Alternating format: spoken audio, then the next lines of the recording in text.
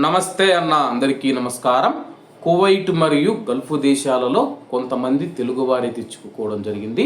అలాగే వాళ్ళు social media వేదికగా మాకు సహాయం చేయండి, మేము ఇక్కడ చిక్కుకొని పోయాము, ప్రత్యేక విమానాలు వేసేసి మమ్మల్ని ఇండియాకు తీసుకురండి అని చెప్పేసి చాలామంది అయితే టూరిస్ట్ వీసా మీద వచ్చి, విజిట్ వీసా మీద వచ్చి కువైట్ మరియు బెహ్రెన్ కావచ్చు, యూఏఈ కావచ్చు, సౌదీ కావచ్చు, ఖతార్ కావచ్చు, అలాగే ఇతర గల్ఫ్ దేశాలు ఏవైతే ఉన్నాయో అక్కడ చిక్కుకుపోయిన వారైతే భారత ప్రభుత్వం మరియు 2 తెలుగు రాష్ట్రాల ప్రభుత్వాన్ని అయితే కోరుతూ ఉన్నారు.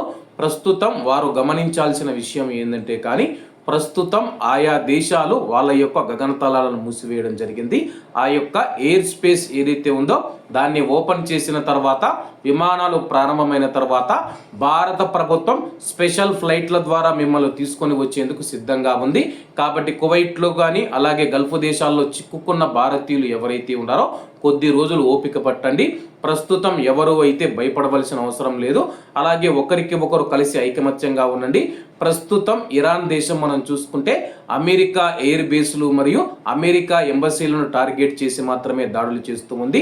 సాధారణ ప్రజల మీద దాడి చేయమని చెప్పేసి ఇరాన్ ఇంతకు ముందు ప్రకటించిన విషయం అందరికీ తెలిసిందే. కాబట్టి కువైట్ మరియు గల్ఫ్ దేశాలలో చిక్కుకున్న భారతీయులు ఎవరైతే ఉన్నారో వాళ్ళ యొక్క విషయాన్ని గమనించండి. సోషల్ మీడియాలో వీడియోలు పెట్టి ఎంబసీలు కూడా మమ్మల్ని సరిగా పట్టించుకోలేదని తెలుపుతూ ఉన్నారు. కానీ కువైట్లో ఉన్న ఎంబసీ మనం చూసుకుంటే ఎవరైతే ఎయిర్పోర్ట్లో చిక్కుకున్న భారతీయ ప్రయాణికులు ఎవరైతే ఉన్నారో వాళ్ళందరినీ తీసుకుని వచ్చి హోటల్స్లలో సేఫ్గా అయితే పెట్టడం జరిగింది.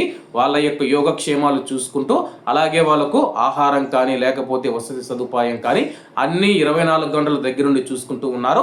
బెహ్రెన్లో ఒక తెలుగు కుటుంబం ఇరుక్కొని పోతే ఎంబసీ సరిగా స్పందించలేదని చెప్పేసి వార్తలు వస్తూ ఉన్నాయి.